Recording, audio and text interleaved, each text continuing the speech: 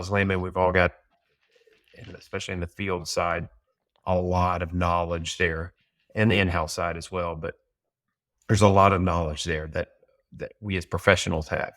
And so how can we leverage this tool to improve our efficiency, to maybe gain a competitive advantage, be quicker about what we're doing, give better answers, be more accurate with our work.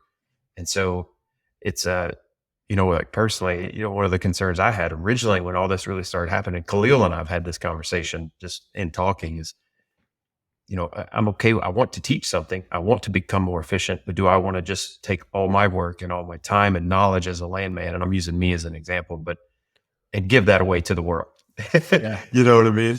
And so that's kind of one of the questions I have is, how do you, there's obviously the open source models that are out there. And when you have a premium subscription, you make that model and it's available to the world. And that's great. I'm all about, helping humanity, but how are companies using this to maybe improve their product or their specific service for a company or a person such that, they're more valuable or their product is more enhanced? How does that work? Are there models out there where maybe go more to an enterprise version where what you create is yours and not available to the public domain? Yeah. So, I mean, there's ways to take these different models offline, whether it be ChatGPT or Claude or Copilot or Gemini. That's the Google version that's starting to pick up. The rumor mill flying right now is that Gemini might be the one that Apple partners with to be able to enhance Siri in the iPhones. I think it's kind of speculation. We'll see how that all shakes out. But there are ways to take these out offline, not necessarily offline, but outside of that given environment. So like currently the GPT I have is within the OpenAI Chat GPT library, because that's just the easiest way to distribute it. So somebody who wants to access my GPT, they have to have a pro or plus subscription to Chat GPT. They got to pay the $20 a month and then they can access it. I make nothing off of that. But I also admit that like today it's a beta version. Could I take it offline or outside of that environment and put it to a standalone application and then like charge a subscription to it? Absolutely. And that's something that when I feel more confident about what it's doing, that might be something that I do because, people are still getting extraordinarily valuable information out of it, for the purposes that I mentioned earlier, and then beyond of other ideas and things to exploit. There are companies that are of large magnitude that have figured out how to take the GPT models or others. They may have an API that links back to a different large language model, and they're creating internal applications for the company. And so source information that the company has or procedures or policies or, common troubleshooting type things, that company will have its own AI bot that you can go and talk about with it. Unfortunately, and I mean, if you're in the land and technology space, and recognize that the people who are oftentimes creating that stuff are not trained on land knowledge.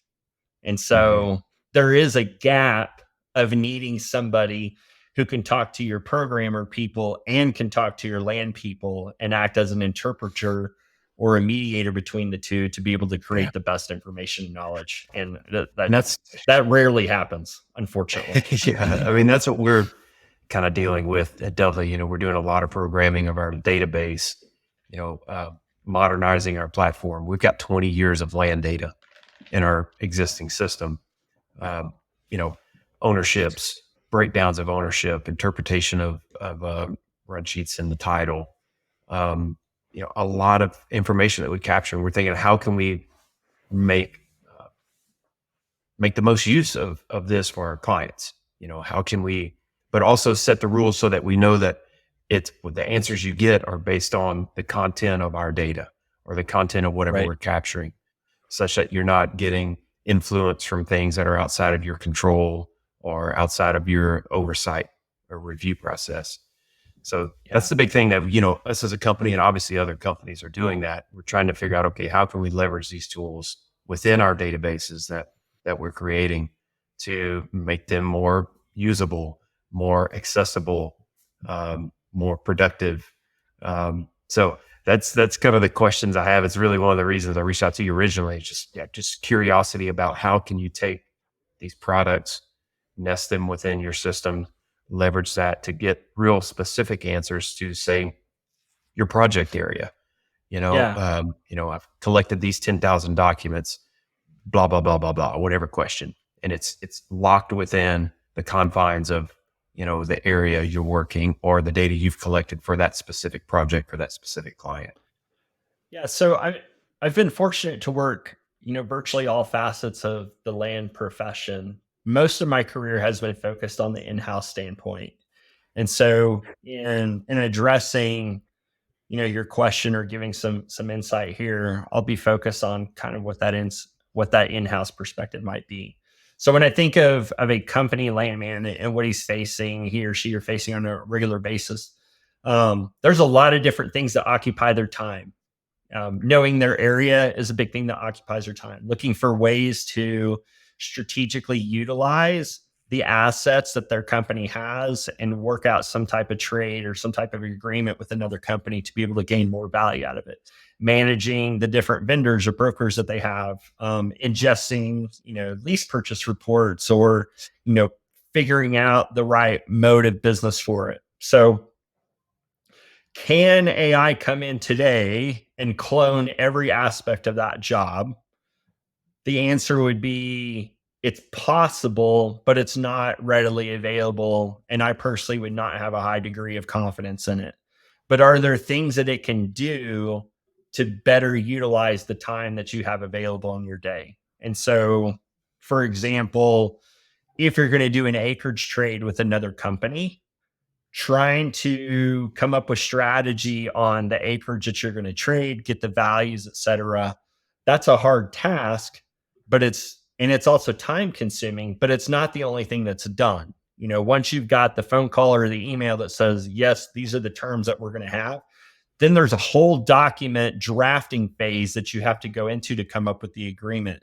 And that is something that AI is very good at, is drafting a document or helping you review the document or coming up with provisions that you need that's going to speak legalese and is going to be able to cover the objectives that you want in that deal.